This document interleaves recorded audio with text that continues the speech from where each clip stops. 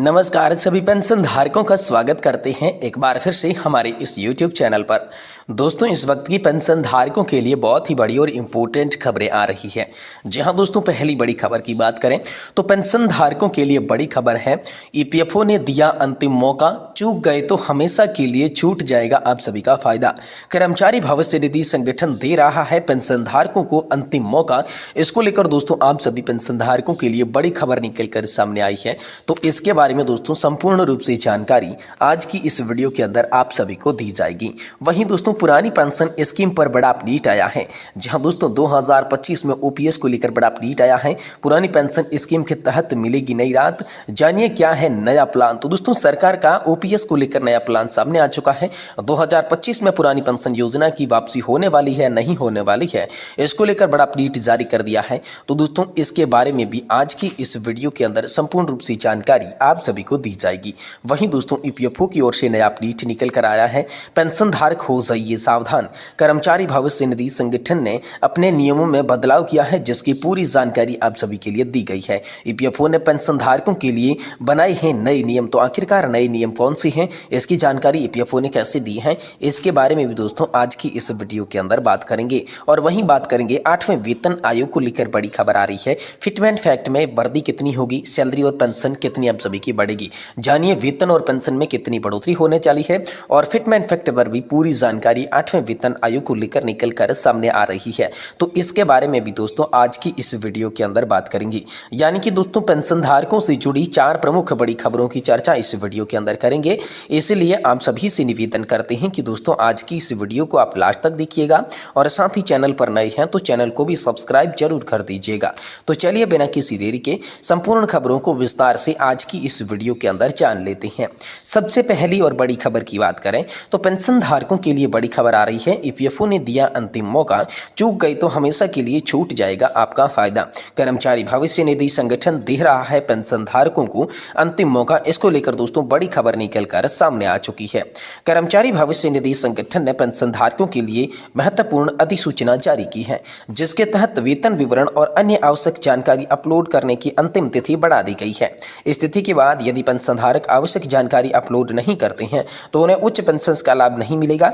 यह कदम कर्मचारी भविष्य निधि संगठन की पेंशन योजना में सुधार और पेंशन धारकों को बेहतर लाभ प्रदान करने की दिशा में उठाया गया है। तो दोस्तों EPFO के तहत EPFO पेंशनर्स के लिए उच्च पेंशन की लाभ की बात करें तो EPFO की पेंशन योजना के तहत पेंशनधारक अपनी सेवा अवधि और वेतन के आधार पर पेंशन प्राप्त करते हैं।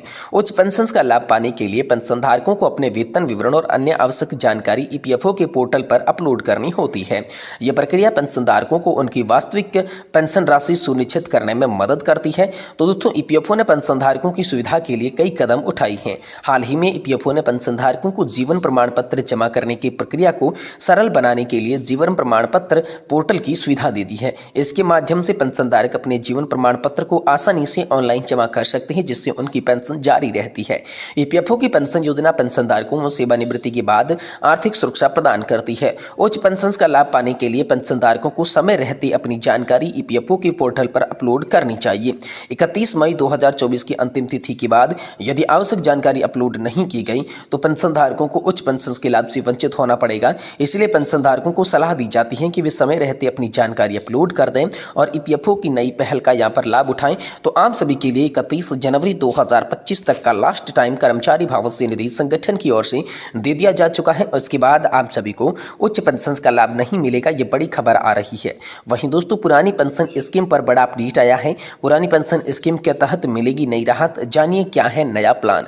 जी हाँ दोस्तों, तो यहाँ पर जो है OPS का मुद्दा पिछले कई वर्षों से भारतीय सरकारी कर्मचारियों के बीच चर्चा का विषय बना हुआ है।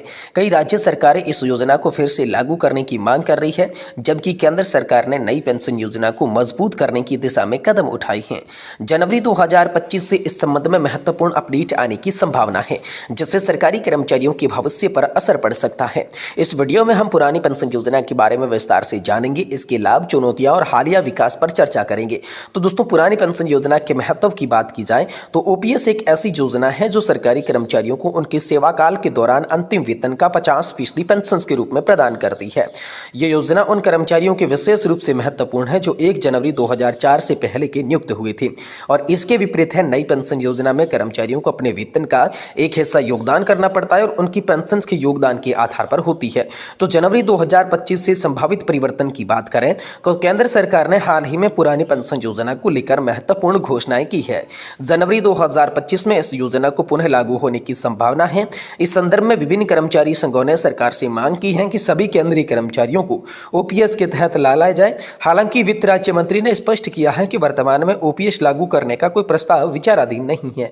वहीं ओपीएस के लाभ को लेकर बात करें तो वित्तीय सुरक्षा ओपीएस के अंदर मिलेगी, सामाजिक सुरक्षा भी ओपीएस के अंदर मिलेगी और ओपीएस में कर्मचारियों को कोई मासिक योगदान नहीं देना होगा, जिससे वह उन्हें अपनी तनख्वाह से यहाँ पर जो है मिलती रहती है।